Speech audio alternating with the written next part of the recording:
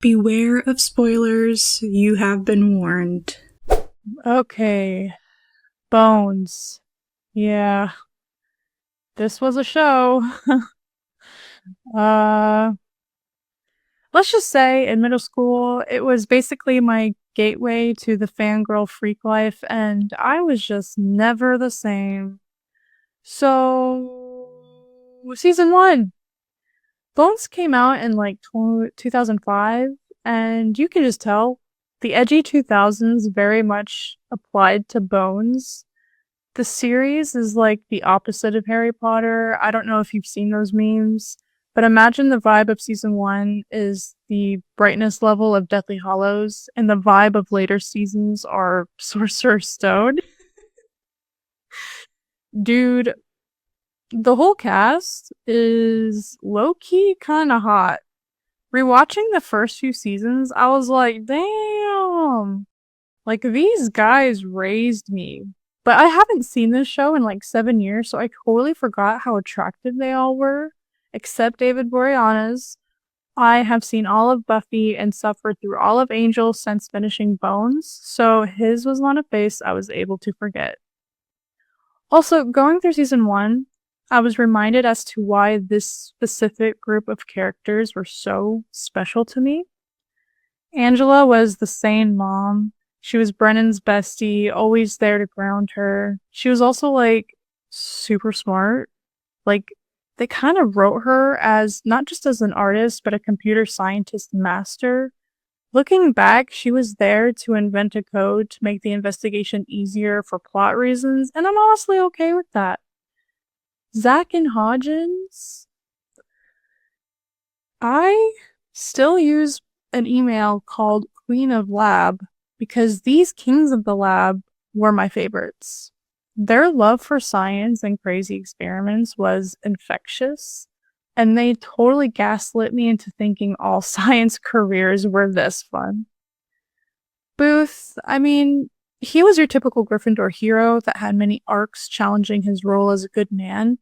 He is the complete opposite of Bones in terms of personality and skill, which made them perfectly balanced and is why they just work so well. He protect, he attack, he's a solid dude. And Bones, I'll talk about her later. The season itself, let's just say it's so weird watching the show like this. It's like my experience with the first 4 seasons of Castle. The first 4 seasons of Bones, I also had on DVD. And just like Castle, I watched on repeat on a regular basis in middle school and high school. Rewatching these shows after not glancing at them for several years, it's just crazy how much I remember them. How much I could still quote some iconic scenes. It's crazy. Season 2. Bro. Best season. Best episodes. Honestly, the Gravedigger episode itself is probably amongst my personal favorite episodes of television of all time. Cam sucks in her first season, but she eventually finds solid footing as captain of the ship of crazy squints. The Hodgins and Angela thing is adorable. I very much ship them. Following the emotional season 1 finale, Brennan's dad appears a couple of times, and his arc over the season and the next is really good. Dialogue, the cast, chemistry, everything was on point. Acting, stories, episodes, cases, interactions. Hard to find an episode I didn't enjoy. Then Sully showed up. Ugh. Even when I was younger, I thought it felt forced. Overall, the relationships with Bones and Booth with Sully and Cam never really felt genuine, just plot devices to make them jealous of each other. What's worse is that they try to do this exact same thing in a later season, and it works even less. Season 3. This is when my rewatch of the show starts to become a therapy session. Ironically, because of the therapist. Sweets. The source of all of my emotional trauma linked to the show. In the last several years, watching 5 minutes of any random episode I swear emotional breakdowns followed every time Sweets showed up on screen, which is why I haven't been able to watch the show since it ended. Obviously, Bones and Booth have made me emotional on their own, but not as dramatically as Sweets. I guess I've never really come to terms with just how much that character's death affected me. I got literal chest pains when he was on screen. This is my level of obsessions. Glad you're getting to know the real me. Season 3 was just as good as 2 in many ways. The Gormagon cannibal cult thing was super cool. Best season arc ever, but kinda wish we spent a little more time on it. There was a wholesome Christmas episode, though not as good as Season 1's. Season 1's Christmas episode, literally top 5 episodes of the show ever for me. Season 3 had the one and only Halloween episode, also might be amongst my top 5 episodes of all time. The karaoke cliffhanger was foul, but when Bones punched Booth for faking his death, that punch to the face changed my life. The whole episode changed my life. The season 3 finale was the first episode of Bones I ever watched in my life. The first show I ever watched that wasn't Disney Channel, Cartoon Network, or Dragon Tales. I was never the same. Season 4. Following the season 3 finale, I spent the summer watching Bones reruns on TNT and probably managed to catch up on a lot of the show by the time season 4 premiered. This meant the weight of Zach's departure settled in after realizing what we lost when he went to the dark side. And I felt that way as we were introduced to the Squinterns through the season. Wendell and Gray, totally top tier. Then there's Nigel Murray. Whatever I said about Sweets and emotional trauma, I lied. Mr. Nigel Murray is the real source of all my emotional trauma to the show. Yeah. His first episode, I saw one shot of his face, and Bones was like, "Oh, Mr. Nigel Murray," and I literally left the room and stared at my turtle for 40 minutes and missed the whole episode. I'm not exaggerating. If you knew me in person, you'd believe that without hesitation. I literally skipped that whole episode. You know, watching seasons 1 and 2 was a huge nostalgia fest that I very much had fun with.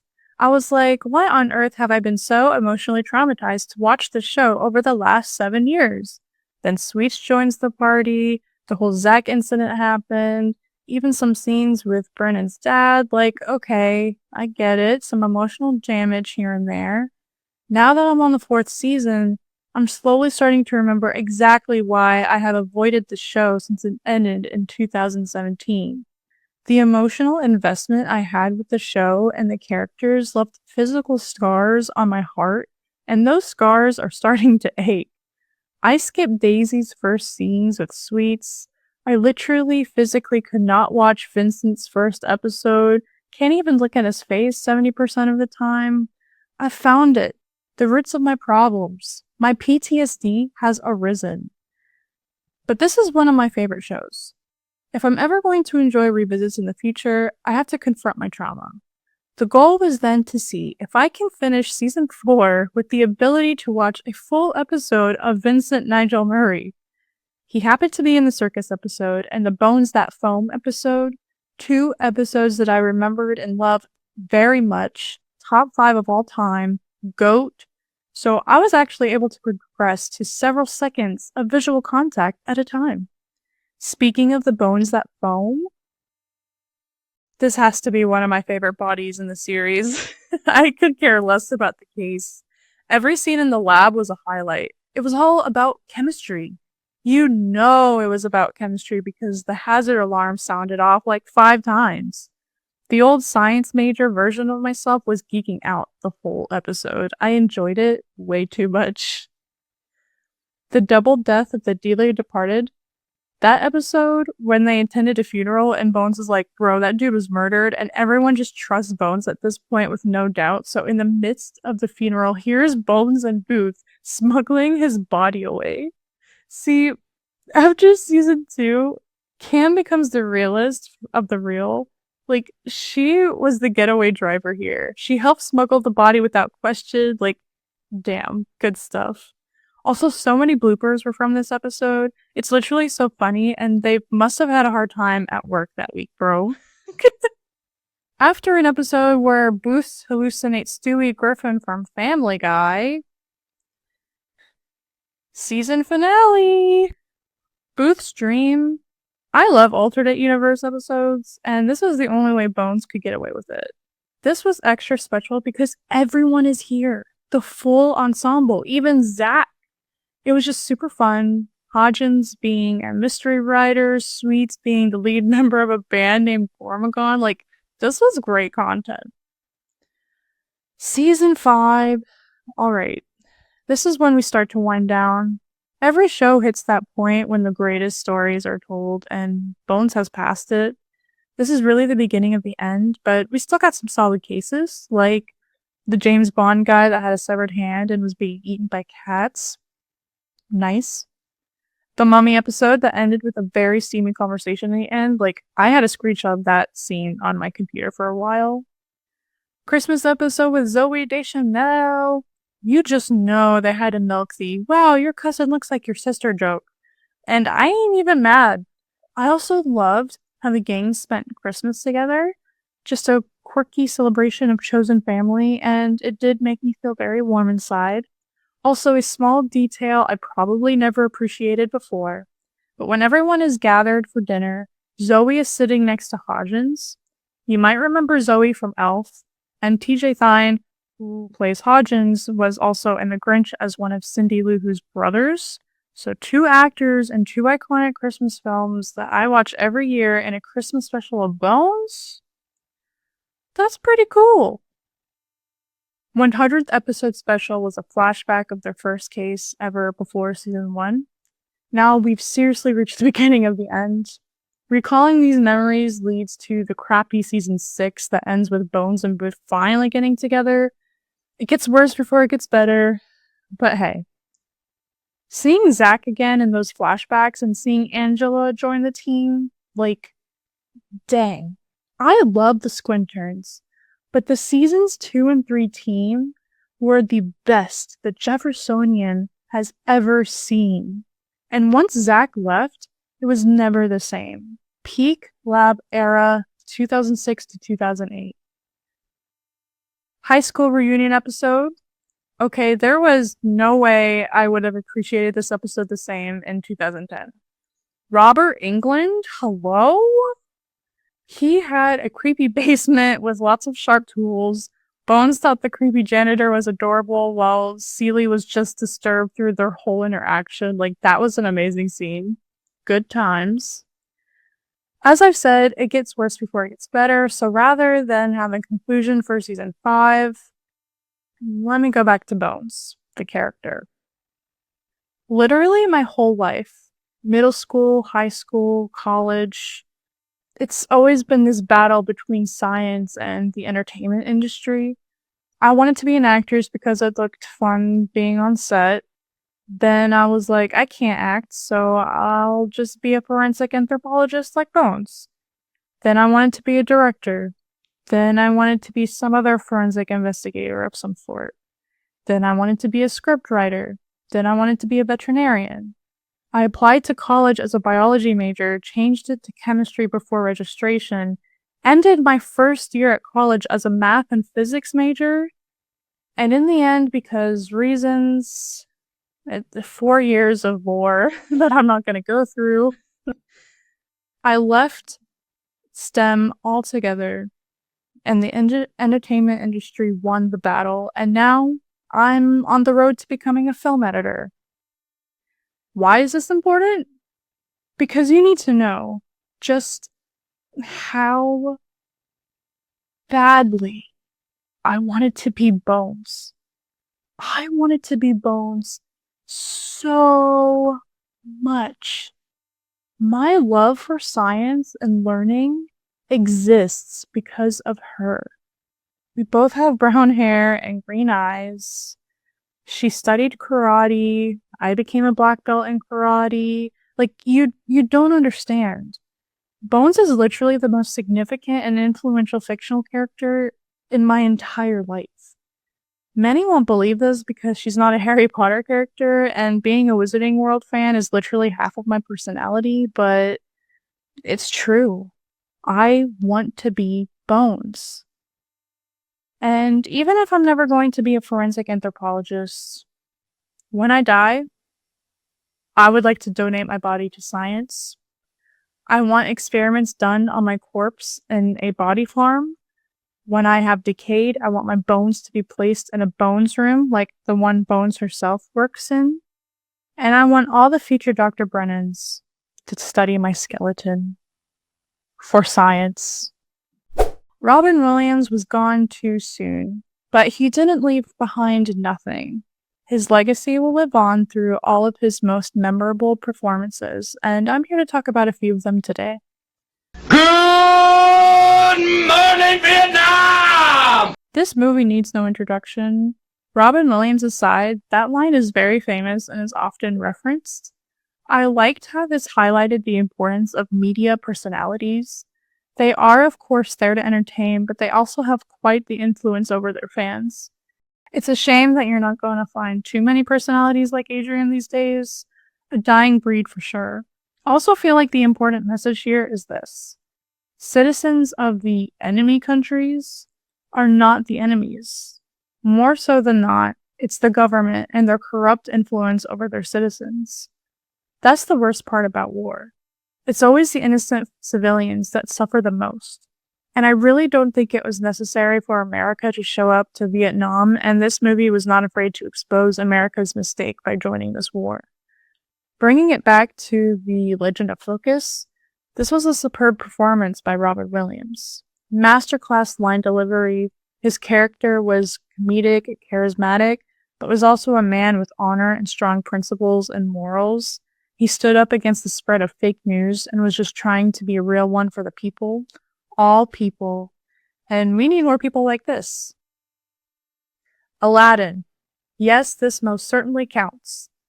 There are not a lot of animated characters, Disney or otherwise, that are so defined by their voice actor in the same way Robin Williams as Genie was.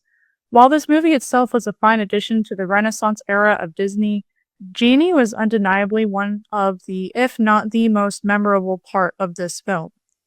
Robin Williams did not hold back on the improv or the voices he used. He owned that microphone. He was made for voice acting. I wish he did more voice acting, to be honest. Like, he was amazing.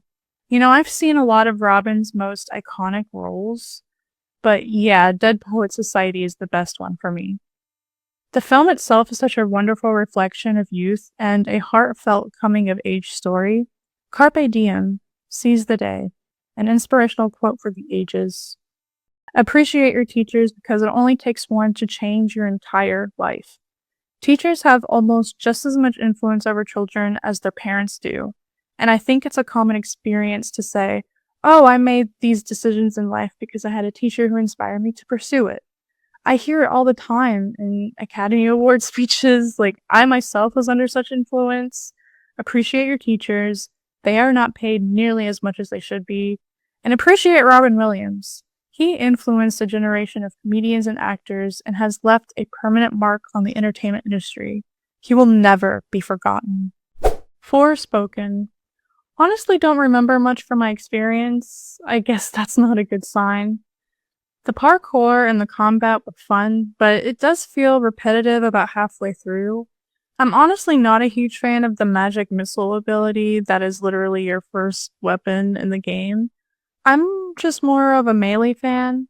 The Spire Sword is cool, I suppose. I have no memory of side missions, main quests, can't really recall notable bosses other than Cup's true form. I don't know, this was just one of those games that looked promising but fell flat in execution. The highlight of this game is undoubtedly the world design. It's a very large world, very beautiful to look at, fun to explore. Lots of lore to uncover. I'm always a sucker for these types of things, but it's so hard to appreciate when I know there are games out there that just do it better, like Elden Ring, big world, beautiful design, crazy lore, and no area is empty. Forespoken doesn't really compete with that. The last saving grace could have been the characters, but not really. I didn't exactly hate Frey, as so many others have, but she's just not that much of an engaging character. Cuff is cool. I'm down for the sarcastic British inanimate object, but after seeing Infinity Train, I prefer 1-1. I didn't see Cuff's transformation coming, so that was a cool twist. Overall, could you rent this game or something? Or watch someone else's Let's Play online? It may or may not interest you, but I think the general public kind of forgot about this game, and I did too. Maggie Smith has passed away some time ago, and I'm finally ready to talk about her incredibly insane career. Maggie was born to, obviously, a very Scottish family in Scotland.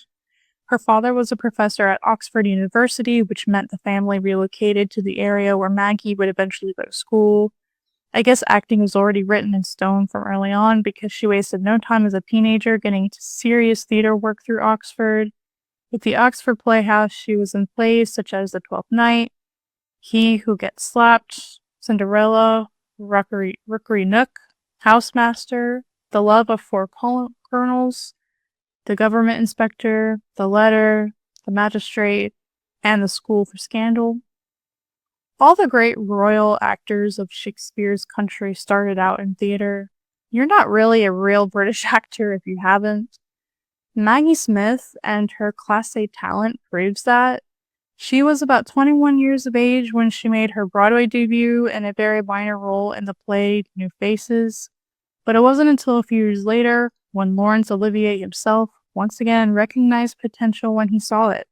He invited Maggie to be part of his little squad called the National Theatre Company, along with her future Potter co-star and eventual Death Day sharer, Michael Gambon. Yeah, they now share the same Death Day. Thought we wouldn't notice, but we did. They literally said besties for the resties. Now I am just overwhelmed by the vast list of works that she has been in. Her career of almost 70 years is insane. I don't know how to handle it. Going on through her theater career, she was in plays all the way through until 2019. Bro, she's performed at the Old Vic, the National Theatre, the Queen's Theatre, Broadway. She's done Othello, Midsummer Night's Dream, Much Ado About Nothing, and Macbeth. In the 60s, she was in 16 plays, including National Theatre productions like The Master Builder, Hay Fever, Black Comedy, and Trelawney of the Wells. Through the 70s, she was in 20 theater productions like Hedda Gabler, Antony and Cleopatra, and Three Tall Women. She was nominated for her first Tony Award for the play Private Lives. In the 1980s, she was in productions of Virginia, The Way of the World, Lettuce and Lovage, and Coming Into Land. All Olivier Award-worthy performances. She also earned her second Tony nomination with the play Night and Day, and won her first and only Tony Award when she performed Lettuce and Lovage on Broadway. Her work in theater slowed down, though she was in about a dozen plays through the 90s and 2000s. This included Olivier-worthy performances in Importance of Being Earnest, A Delicate Balance, and The Lady in the Van. Now moving on to her film career, which was going on as long as her theater career. Her movie debut was as a background actor in a film called Child in the House. Her first movie as a supporting actor was in Nowhere to Go, which she was nominated for the BAFTA for Most Promising Newcomer in a Film. Some of her other earliest film roles in the 60s included The Pumpkin Eater, Oh What a Lovely War, and a film adaptation of Much Ado About Nothing.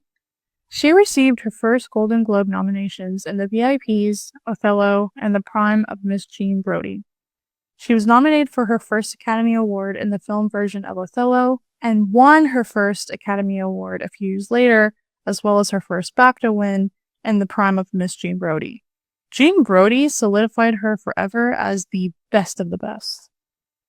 In the 1970s, she was nominated for Oscars and Golden Globes for Travels with My Aunt and won her second Oscar and first Golden Globe for California Suite. She was nominated for a BAFTA for California Suite as well as her role in Death on the Nile. In the 80s, some films included Evil Under the Sun. She received her fifth Oscar nomination and second Golden Globe win for Room with a View.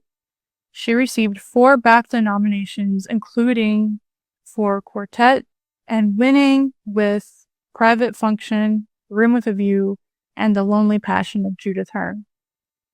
In the 90s, she was in films like Sister Act, All the King's Men, and Richard III.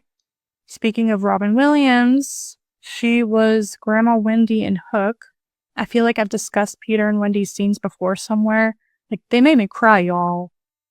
The earliest non-Potter film I've ever seen her in was The Secret Garden, which she earned another BAFTA nomination for. She also won a BAFTA for Tea with Mussolini. The 2000s, I definitely grew up watching her in Annie McPhee, in which she co-starred with Emma Thompson and Imelda Staunton. She was also in the films Becoming Jane and Ladies in Lavender. One of her major roles right out of the gate was Gosford Park, which I definitely mentioned when talking about Michael Gambon. For this film, she was nominated for an Oscar, a BAFTA, and a Golden Globe, and the cast won a Screen Actors Guild Award for Outstanding Ensemble, and outstanding it was. And here we are, Minerva McGonagall, the OG girl boss. What can I say? The character and actors are so integral to the Hogwarts experience. And this is one of those roles that Dame Maggie Smith will forever be associated with. I've always wanted to use that spell. Why is it, when something happens, it is always you three? For sheer dumb luck. Is that a student? A babbling, bumbling band of baboons. Oh, there are several things I would like to say. Potter, it's good to see you. Wands up for the greatest badass Hogwarts has ever seen. Last several years or so, she received her final BAFTA nomination for the film version of The Lady and the Band, as well as her final Golden Globe nominations for the same movie and for Quartet. She also received a couple of SAG nominations for the Best Exotic Marigold Hotel. Now, I'm actually going to end with her television career, and you probably know why. In 1984 and 89, she received BAFTA nominations for All for Love and Talking Heads. In 1993, she was nominated for a BAFTA for Scream 2 and nominated for an Emmy for Suddenly Last Summer.